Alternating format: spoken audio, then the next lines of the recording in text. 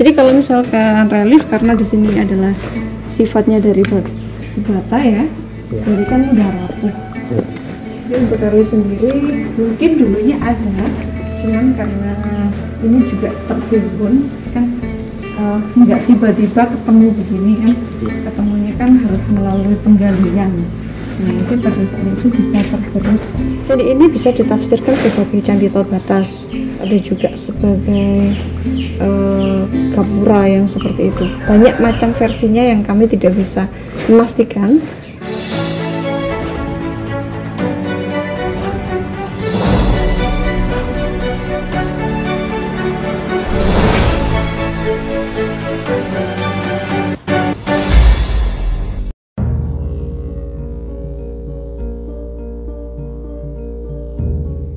Belum ada penjelasan secara lebih mendetail akan asal-usul atau sejarah yang berkaitan dengan pendirian candi ini.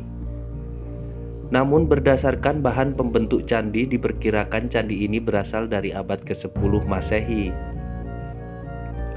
Melihat lokasinya yang berada di bawah permukaan tanah yang begitu dalam, dimungkinkan dulu candi ini terpendam.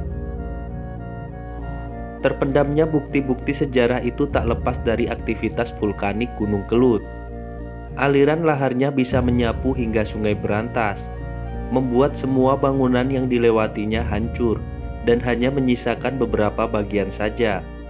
Hal tersebut bisa menjadi bukti bahwa situs-situs yang ditemukan di wilayah Kediri sangat mungkin menjadi peradaban yang dulunya terpendam karena letusan Gunung Kelut.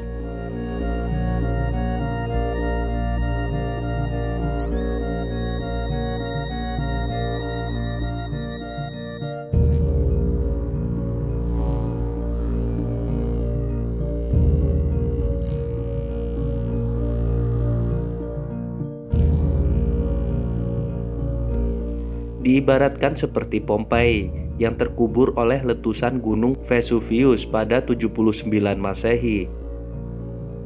Menganalogikan antara peradaban terpendam di Kediri dengan tragedi hancurnya Pompei ada benarnya. Sebab peradaban besar di masa kuno itu juga terkubur akibat letusan gunung, yaitu letusan Gunung Kamput, yang pada masa kini disebut sebagai Gunung Kelut. Sejauh ini, di wilayah Kediri memang banyak ditemukan bermacam-macam benda kuno, baik dari prasasti, arca dewa, struktur bata, candi, petirtaan, dan serpihan benda kuno lainnya.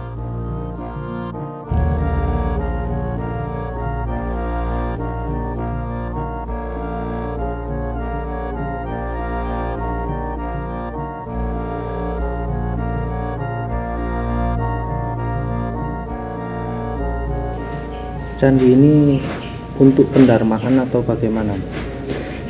Jadi candi ini itu sebagai simbol kerukunan umat beragama sebenarnya. Jadi di sini juga difungsikan sebagai tempat beribadah, iya. Terus tempat apa itu namanya, kalau misalkan bersih desa yang kayak gitu. Jadi difungsikan sebagaimana ini aja, yang penting merupakan sebuah kerukunan antar umat beragama. Kalau pada zaman sekarang begitu. Kalau pada bahasa kunonya sendiri, jadi ini bisa ditafsirkan sebagai candi Tolbatas.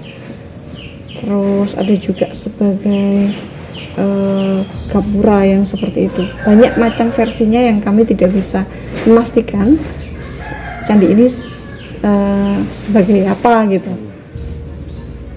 Untuk apa tahun pembuatan candi ini diperkirakan?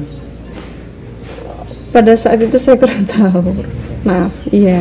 Pernah dilakukan pemugaran, Pak? Atau memang pertama kali ditemukan seperti ini bentuknya? Iya, jadi ketika ditemukan ya seperti ini. Kami tidak mengubah bentuk apapun. Jadi ketika ditemukan ya seperti ini. Belum pernah terjadi pemugaran di sini. Tidak ada relief, Mbak? Bisa keliling melihat, Mbak? Boleh. Jadi kalau misalkan relief, karena di sini adalah sifatnya dari bata ya, jadi kan udah rapuh. Jadi untuk relief sendiri mungkin dulunya ada, Cuman karena ini juga tertimbun kan, nggak tiba-tiba ketemu begini kan, ketemunya kan harus melalui penggalian. Nah mungkin pada saat itu bisa tergerus oleh tanah-tanah yang ini. Terus ini juga sebagian kan juga sudah apa namanya terkikis dan hancur ya. Jadi reliefnya mungkin sudah aus gitu istilahnya. Tapi sebagian masih ada kok. Sebatas ukiran kecil-kecil sebelah mana, bagian Mbak? atas. Nanti saya tunjukkan.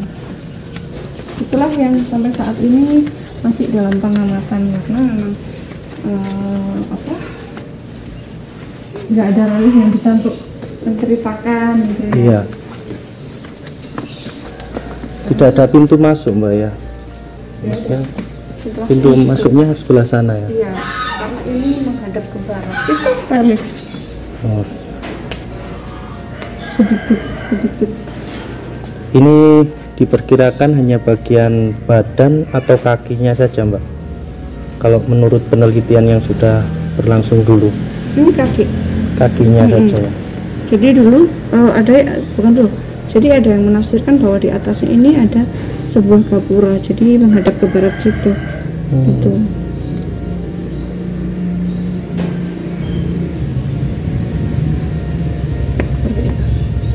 Terima kasih, Mbak. Oke, sama-sama.